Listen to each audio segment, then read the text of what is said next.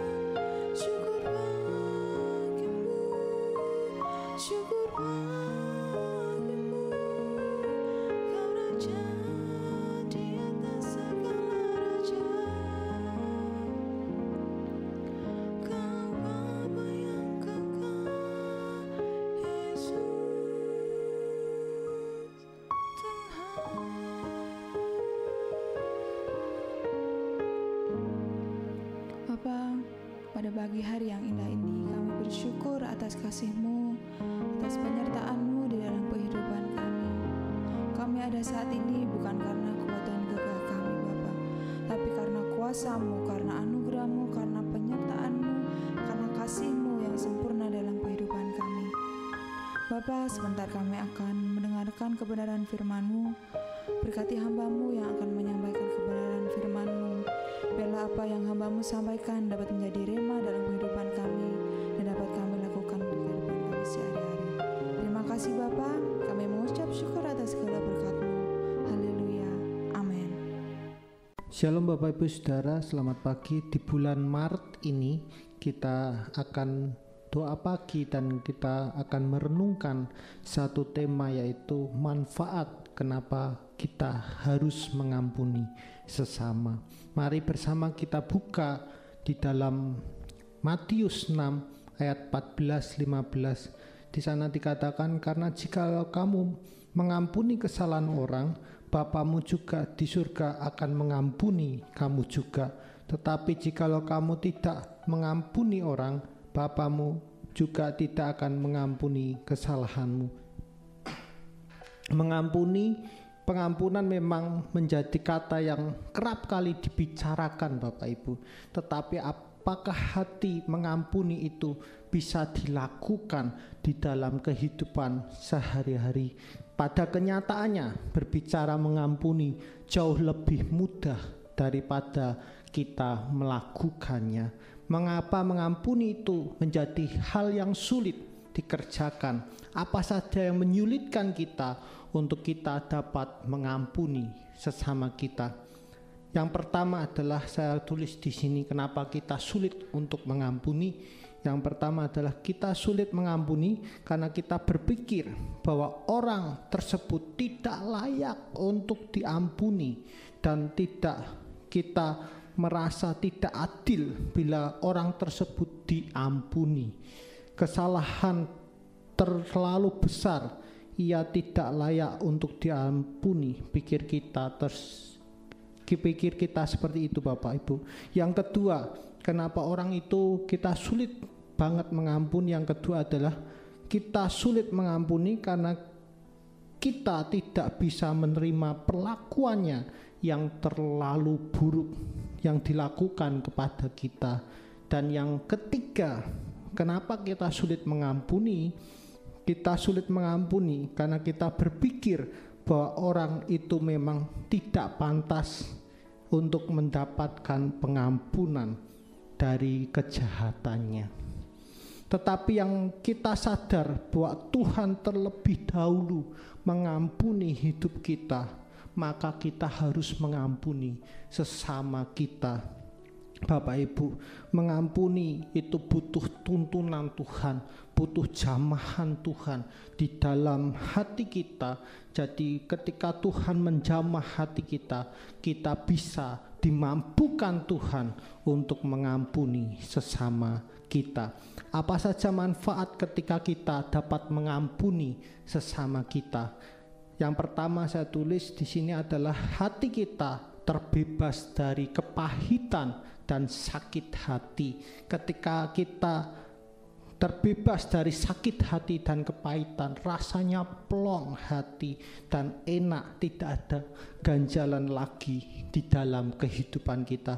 Jadi mau mengerjakan apapun, hati sudah enak, pasti hasilnya adalah maksimal atau memuaskan.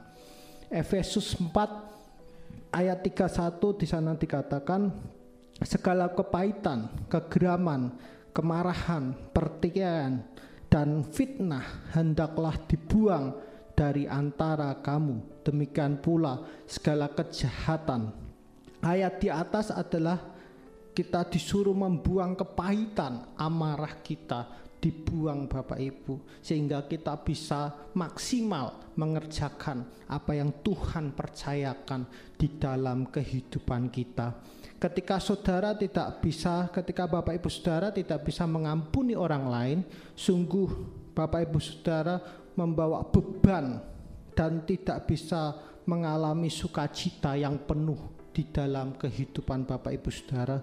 Mari bersama kalau kita ingin kehidupan kita damai sejahtera, sukacita dan penuh berkat, mari bersama kita mengampuni orang-orang yang bersalah kepada kita.